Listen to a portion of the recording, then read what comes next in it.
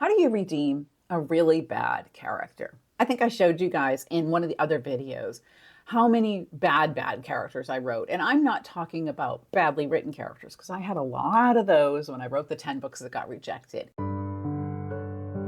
Then, as I began to sell and I began to have characters that were more complex when I was writing, sometimes I would have a character who started off bad.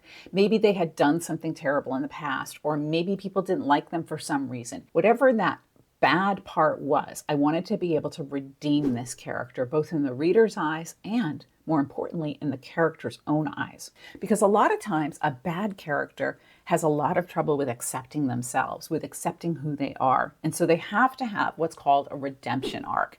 And that is basically translation for what I say in a lot of my videos. They have to grow and change and become better human beings by the end of the book. One of the best shows for showing that redemption arc was Eric on Netflix. I talked about this briefly in another video. It has such a fantastic redemption arc. Now, if you haven't watched that series, go watch another one of my videos and come back to this one because I don't want to spoil it for you. In Eric, Vincent is the dad, and he's basically a pretty bad dad. He works on a Sesame Street type show. So there's a nice juxtaposition right there already at the very beginning of the show between this good person, right, who works in children's television with wholesome, wonderful characters, and the bad person that he is underneath because he is an alcoholic.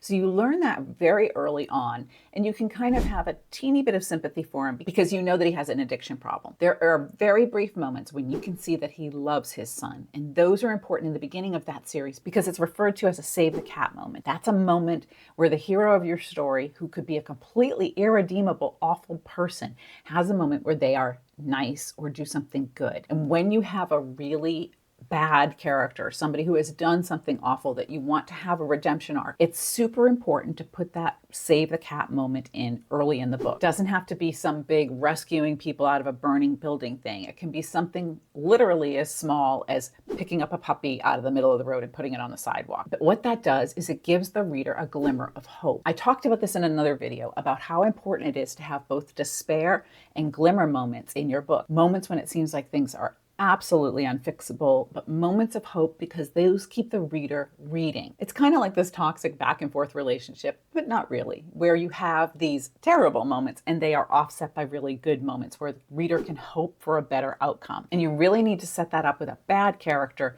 because you want the reader to hold on and wait for this character to have their redemption arc. That gives them a teeny glimmer what kind of beautiful world this character could live in if they get over their crap. At the beginning of Eric, Vincent's life is a mess. He's an alcoholic. He's about to be fired from his job.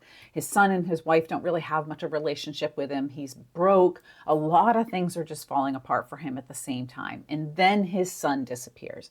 That is the catalyst that I talked about in this video that sets off everything else. And Vincent becomes convinced that the only way to get his son back is to create the puppet that Edgar drew, that Edgar was really trying to get his attention for before he disappeared. Because Vincent knows that that was a heartbreak for his son when he ignored him about this character. So he does. He goes back to the puppet shop and he starts building this Eric character, which is like a giant, nice monster. Except this is Vincent's version of Eric.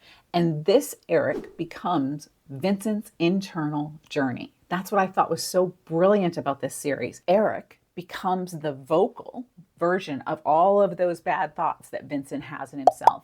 Eric becomes the part of Vincent that confronts himself about what a terrible father he is, what a terrible husband he is, what a terrible worker he is, and how all he does is drink and let people down. Vincent doesn't want to listen. He yells at Eric. He tells him to shut up. He tells him to go away, which is exactly what we do when we're confronted with our faults. So as Vincent tries harder to find his son, and Eric tells him, dude, you're not dealing with what's already going on in your life. And until you fix that, you can't do this. It's not an easy journey for him. And so he fights it tooth and nail until he hits rock bottom, which in your book on the plot chart, that is the black moment. That is when things seem like they are at their worst. In the series Eric, it happens literally in a pretty dark place in the underbelly of the subway system, just when he's about to find his son.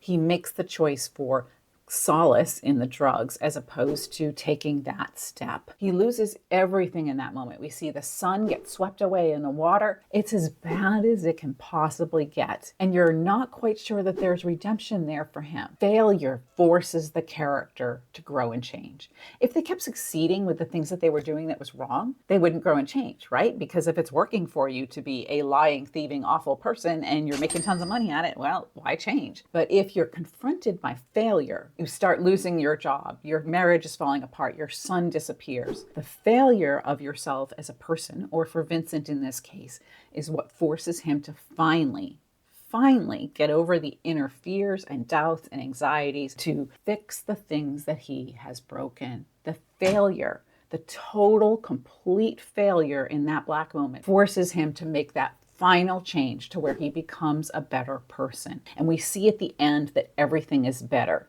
It's not perfect, which is great. We do not live in a utopia, and your characters don't either. I was amazed at how they had taken this character that seemed irredeemable at the beginning and made him into somebody that I actually rooted for and wanted to see succeed. I'm not going to lie and say that is easy to do. It is not. It is very hard to be vulnerable on a page. And I know that I struggled with that a lot, even after I sold my first book, because to be vulnerable on the page, you have to really tap into the emotions inside yourself. And just like my characters, I didn't really want to do that.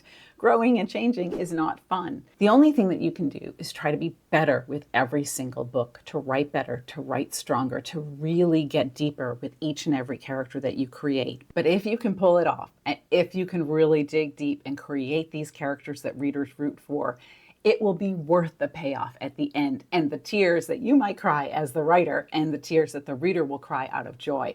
To write those kind of characters, check out this video here, and it will give you a whole new perspective on really digging deep with your characters and making them amazing.